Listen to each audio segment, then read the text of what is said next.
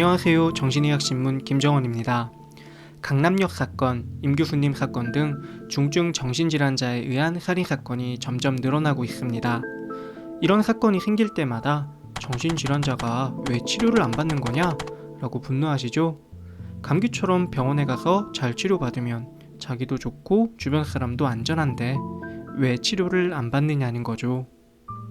그런데 그렇게 생각하는 여러분도 조현병이나 조울증에 걸리면 치료를 받지 못하실 겁니다.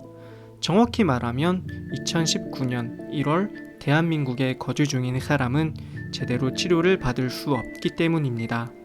지금부터 그 이유를 설명하겠습니다. 감기에 걸리면 병원에 가면 되죠. 병원에 가면 진료를 받을 수 있고 약만 처방받거나 심하다면 입원을 하기도 합니다. 그러면 내게 조울증이나 조현병 같은 중증 정신질환이 처음 발병한다면 어떨까요? 환우 가족분의 얘기를 들어보죠. 증상이 나빠질 때는 일단 눈빛부터 달라져요. 좀 예민해지는 것도 있고, 그러다가 잠을 안 자기 시작하고, 가족들과 이제 마찰이 생기죠. 그래서 병원에 가자고 하는데 죽어도 싫대요. 그 편견이 있잖아요. 정신병원에 가면 왠지 좀 가족들이 버리는 것 같고, 또 실제로 그렇다는 얘기도 있었고, 그래서 저 혼자서만 병원에 가서 상담 받았어요. 그런데 결국 본인이 와야만 진료가 되니까, 그래서 처음에는 제가 데리고 갔는데 워낙 심하게 거부를 해서 입원을 못 시켰어요. 다시 집으로 돌아와서 증상이 계속 안 좋아지니까 그때서야 이제 사설 그 129를 불러놓고 아이를 2~3시간 동안 설득하면서 병원에 입원을 시켰죠. 그리고 그때 아이도 저도 서로 상처를 진짜 많이 받았어요. 감기는 걸리면 내가 감기라는 것을 알죠. 하지만 중증 정신질환은 처음에 내가 병에 걸렸다는 것을 모릅니다. 아마 프로이트도 본인이 조현병에 걸리면 처음에는 모를 겁니다. 내게는 정말 나를 욕하는 소리가 들렸는데 다른 사람은 그 소리를 못 들었다고 생각하니까요. 이게 바로 환청이죠. 그래서 처음에는 대부분 가족들에 의해 강제로 병원에 옵니다. 그런데 아까처럼 한 번에 병원에서 입원 치료를 받는 일은 흔치 않습니다. 다시 가족분 얘기를 들어볼게요. 사실 이번에 법이 바뀌기 전까지는 서류가 힘들진 않았어요.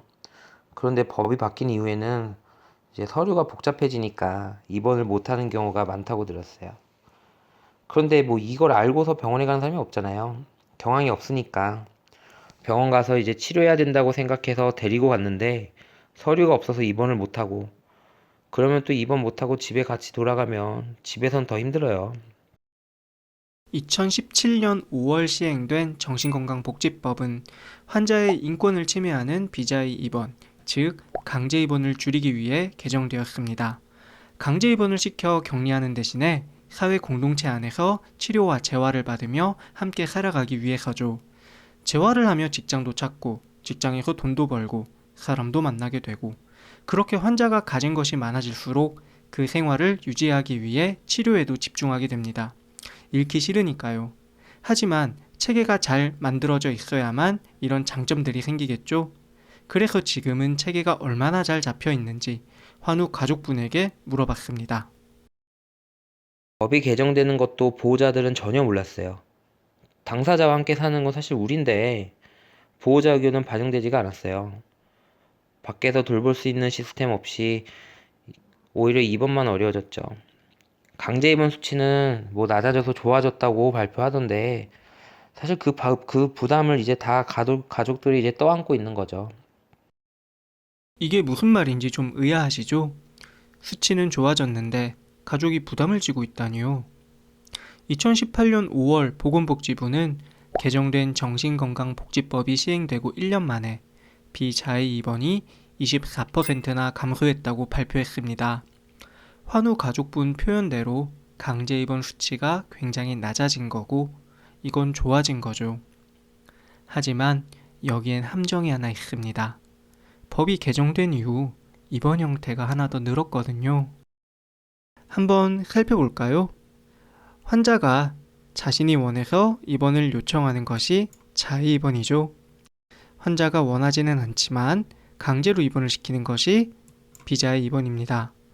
하지만 이것들 말고도 입원을 반대하는 환자를 가족들이 설득을 해서 동의를 얻는 형태의 정신건강복지법 제42조 동의 입원이 새로 생겼습니다. 저는 이 42조 동의 입원이 자의 입원인지 비자의 입원인지 잘 모르겠습니다. 보건복지부도 잘 모르는 듯 합니다. 왜냐하면 2018년 5월 보건복지부는 비자의 입원이 감소했다고만 했지 자의 입원이 증가했다고 하지 않았습니다. 그러니 비자의 입원이 줄었다고 말하는 보건복지부는 진실을 말하고 있습니다. 비자의 입원 통계에서 이 부분이 어디로 갔는지는 모르겠지만요. 그리고 여기 빈칸에 해당하는 전체 입원 환자 수 역시 3,000명이 줄었습니다. 1년 만에 병원에 입원하고 있는 중증 정신질환자가 3,000명이 줄어든 겁니다. 법이 바뀌고 병이 완치된 것은 아닐 텐데 이들이 어디로 간지는 모르겠습니다. 자료도 없으니까요. 크게 두 가지 가능성이 있죠. 하나는 불필요한 입원을 하고 있던 환자들이 풀려난 겁니다. 가족의 편의로 강제 입원됐던 환자들이 풀려난 거죠. 다른 하나는 법이 강화돼서 입원을 해야 할 환자가 하지 못했다는 것입니다. 환우 가족분 말대로 본인이 거부하는 입원을 하기 어려워졌으니까요. 이게 바로 수치는 좋아졌지만 가족이 부담을 지고 있다는 말의 의미입니다. 입원 과정의 실제적인 부담과 입원을 시키지 못하는 동안의 부담, 이 두 가지 모두를 말하는 거죠. 2019년 현재 대한민국의 정신복지 체계는 굉장히 복잡합니다. 그래서 어디가 문제인지 알 수 없고 어디를 고쳐야 할지도 알기 힘듭니다. 그러니 왜 중증 정신질환자가 치료를 받지 못하고 거리를 떠돌다가 강력범죄를 일으키는지 이해할 수 있을 정도로 간단히 전체 시스템을 설명하겠습니다. 이 그림은 중증 정신질환자를 치료하고 관리하는 이상적인 시스템입니다. 먼저 망상이나 환청이 있는 중증 정신질환자가 발생합니다. 그리고 보호자가 환자를 병원에 데리고 와 입원을 시키는 거죠. 입원해서 증상이 조절되면 퇴원합니다. 하지만 바로 일상으로 돌아가는 것은 아닙니다. 운동선수들도 부상을 당하면 수술을 받고 재활을 거쳐 경기에 복귀하죠. 중증 정신질환자 역시 입원 치료를 받고 직업이나 생활에 대한 재활을 거쳐 일상으로 복귀해야 합니다. 그래서 이들을 돌봐줄 사회복귀시설과 외래치료가 필수죠. 그리고 환자들의 경제적, 행정적 어려움을 지원해주고 재활 및 치료에 대한 의지가 떨어질 때 옆에서 도와주는 정신건강복지센터 역시 필수입니다. 중증 정신질환자가 사회에서 살아가기 위해서는 이 시스템이 반드시 존재해야 합니다. 증상이 악화되거나 혹은 연락이 끊긴 중증 정신질환자가 있다면 찾아내서 다시 이 시스템 안으로 끌어들여야 하죠. 환자들이 이 시스템 안에 있다면 그들도 그리고 우리도 안전하게 생활할 수 있습니다. 하지만 현실은 늘 시궁창이죠. 이 그림이 바로 현실입니다. 현실에서 중증 정신질환자가 발생하면 먼저 병원에 데리고 오지 않습니다. 망상이나 환청은 신들림처럼 보이기도 하고 또 내 가족이 정신질환자가 아니기를 바라는 마음 때문에 보통은 먼저 종교시설, 무당집, 한의원에 데려갑니다. 이곳들을 거쳐 결국 어쩔 수 없이 최종적으로 오는 곳이 병원입니다. 바로 병원에 오는 것이 아니기 때문에 증상은 더 심해져 있고 병원에 데리고 오면서 보호자와 경찰관이 다치는 일도 흔합니다. 그냥 병원에 데리고 오는 게 다가 아닙니다. 억지로 끌고 가는 것도 정신이 없는 와중에 필요한 준비물을 모두 챙겨와야 합니다. 2명 이상의 가족과 가족관계 증명서 등 관련 서류가 완벽하게 없다면 강제 입원을 시킬 수 없습니다. 가족이 같이 살든 따로 살든 설이든 추석이든 완벽하게 준비되어 있어야 합니다. 하나라도 준비가 되어 있지 않다면 집으로 다시 돌아가 환자를 붙잡아 놓고 서류를 발급받아 다시 병원에 와야 합니다. 그동안 환자는 치료받지 못하죠. 왜 이렇게 강제 입원이 어려울까요? 강제이기 때문입니다. 우리나라에서 사람을 합법으로 감금할 수 있는 두 가지 직업은 판사와 정신과 전문입니다. 청주지법 판사님이 죄인을 청주교도소에 수감한다고 해서 돈을 벌진 않죠. 하지만 청주정신병원 정신과 전문의가 자신의 병원에 환자를 강제 입원시키면 돈을 법니다. 심지어 정신과 전문의는 법을 공부한 적도 없습니다. 이런 점 때문에 법조인들은 정신과 전문의가 강제 입원을 결정하는 것 자체를 싫어합니다. 그리고 실제로 악용된 사례도 있죠. 그래서 점점 입원 서류 조건과 보호자 규정이 까다로워집니다. 판사가 아닌 정신과 의사가 사람을 감금하는 것을 믿을 수 없기 때문에 과정을 어렵게 만드는 거죠.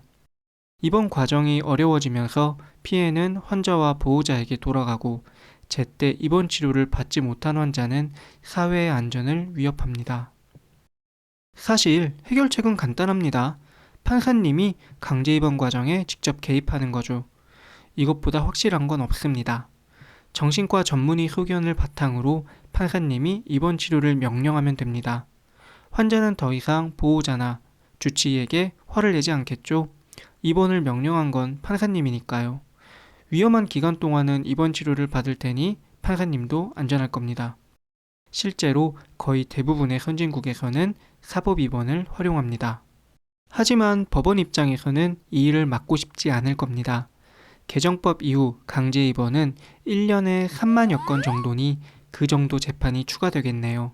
단순히 계산하면 전국에 계신 판사님의 숫자가 약 3,000명 정도이니 한 분당 1년에 10건 정도의 재판이 추가되는 거니까요. 힘들게 입원을 해도 아직 방심할 순 없습니다. 개정된 정신건강복지법에는 강제 입원을 한 환자는 모두 입원 적합성 심사를 받도록 되어 있습니다. 심사위원들이 병원을 방문해서 강제 입원이 적합한지를 판정하는 거죠. 만약 부당하다면 퇴원을 명령하게 됩니다. 문제는 심사위원이 간호사나 보건복지부 공무원이라는 겁니다. 정신과 전문의 2명이 강제 입원이 필요하다고 결정한 것을 간호사나 공무원이 다시 판정하는 셈이죠. 오직 우리나라에만 존재하는 과정입니다. 사법 입원이 없고 정신과 의사를 믿지 못하기 때문에 벌어지는 일입니다. 그래서 실제로 치료가 필요한 환자들이 강제 입원이 필요 없다는 판정을 받고 퇴원하고 있습니다. 개정된 법이 적용되기 전 이 두 가지 문제에 대해 정신과 전문의들은 보건복지부에 수차례 경고를 했습니다. 치료가 필요한 환자들이 병원 안으로 들어오지 못할 테니까요. 하지만 이런 의견들은 거의 반영되지 못했습니다. 답답하실 겁니다. 하지만 아직 병원에 입원하는 과정만 얘기했을 뿐입니다. 병원에 입원하고 난 뒤에는 과연 올바른 치료를 받을 수 있을까요? 이 얘기는 다음 시간에 계속할게요.